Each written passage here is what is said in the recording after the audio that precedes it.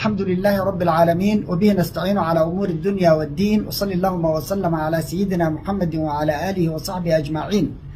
أسعد الله صباحكم ومساءكم ولياليكم أينما كنتم وحيثما حللتم ولا الله صومالي ملت جوكتان بإله سبحانه وتعالى ديكوان ما يلو عدي بنبك الله كقاضو عدي دن الله في انت بان الله دقو انت بكت الله بكسيو انت دوات الله نحرستو والدينتنا الله نحرستانا الله نوغدب نحرستو دالك دينتا دادك يدولد نمدبا إلهي سبحانه وتعالى هنو بدبادي ما توحا كان لينا قضية دقل مدد وحان لينا هاي حسن waxa uu go'aansaday inuu dagaal galo dadkii isaga talada siiyay oo ay kamid ahaayeen mahad salaad taliyaha nisa waa kala dhaqaaqeen xasan wuxuu go'aansaday inuu dagaal ku qabsado galmudug ilaana qof uu isagu wato uu geysto ilaa hadda waxaan maqlaynaa inuu go'aansaday inuu liibaan shuluq meesha u dhigo waxa kale oo dhanka kala yaala habar gidir oo inteedii badneed ka soo horjeeda ficilkaas isla markaasna ku celcelinaysa war meeshaani ma aha baydhabo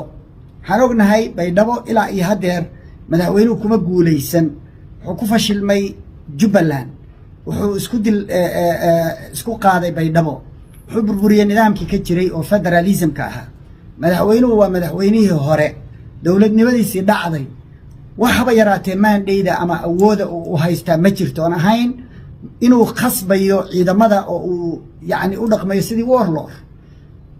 marka waxa meesha taala waxay tahay gacan ka hadal ka fursan maayuu yiri ilaa ama liibaan shuluq baa loo dhiibayaa wuxuu diiday doorasho loo dhan yahay oo raali laga wada yahay inuu ku qabto oo ogolaado in la qabto tartan furan oo cid waliba ay tartami karto xulay ilaa ninka la igu dhiib qadiyada iyada ah markaan wareystay madaxda reer galmudug waxay ii sheegeen inay gabi ahaanba isku waafaqsan yihiin inay doorasho feer ah oo xalaal ah oo ay u dhan yihiin oo iyagu ay qabsadaan ay diyaar u yihiin isla markaasna xasan qaabka uu wax u wado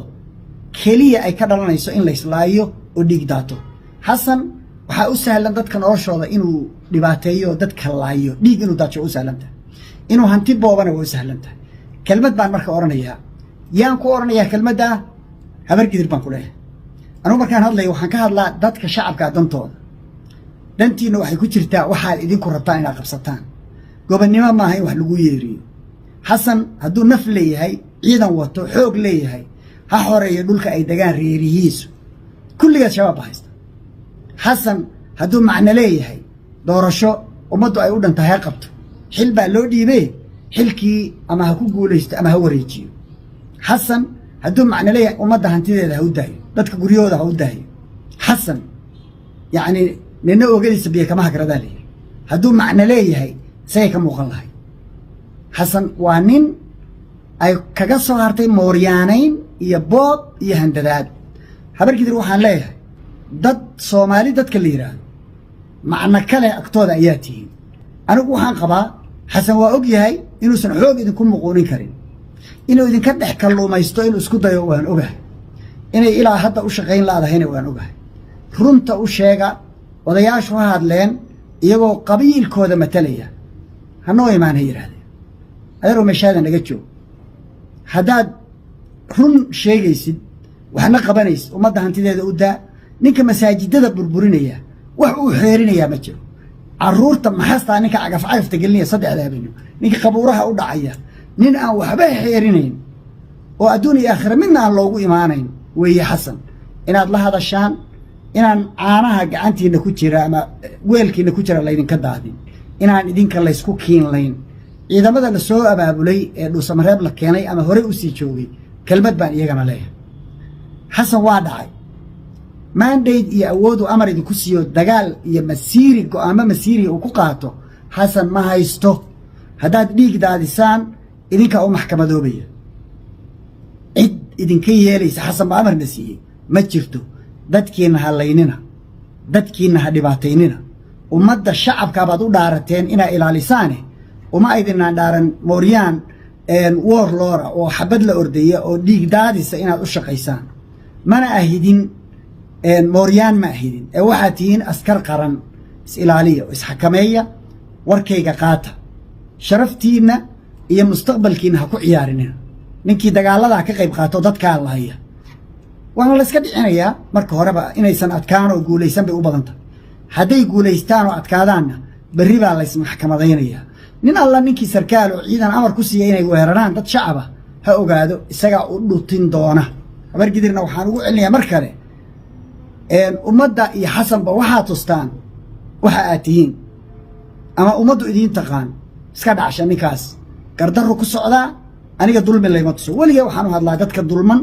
iyo ciddii la weeraro la dulmiyo waa idinla jirnaa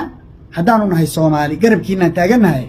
nadaa dhaha hadduu diidana abhiya hadduu diidana iska dhacsha anigu waxaan qabaa inuusan maandaydna ma haysto garna ma haysto hadduu gar leeyahay oo gar ku socdo dowladdu waa federaal gobol kasta ama maamul goboleed kasta isaga u madax bannaan aayihiisa inuu ka tashado intaasaa ku qoran dastuurka Soomaaliya iyo dasaatiirta oo dhan gobolada yaalla marka intaasaan oranayaa xogtaan hayo xasan waa ku hoogayaa dagaalka uu ku qaaday habargidir kelmadda uu lagu soo qorqorayo meelaha oo ah wardhiigle amnigeeda ama muqdisho amnigeeda iyo kan dhuusabareeb waa isku xiran yihiin run weeye xaqiiq weeye intaan ogahay dhib intaa ka weyn baa dhacaya xasanow maskax haddaad lahaan lahayd waa ku waanin lahaa laakiin waa kugu daalay nin wax maqlayana maahayd indha adayg iyo waxaa isku darsatay aakhira la'aan aakhira moog oday ah baa tahay oday weyn oo aakhira moogaa tahay wax haba yaraatay aakhira kaaga horreeya oo dalka leedahay ma jiraan ummadda waxaan ilaahay ka baryayaa inuu ilaahay dhibkaaga ka xakameeyo oo ka qabto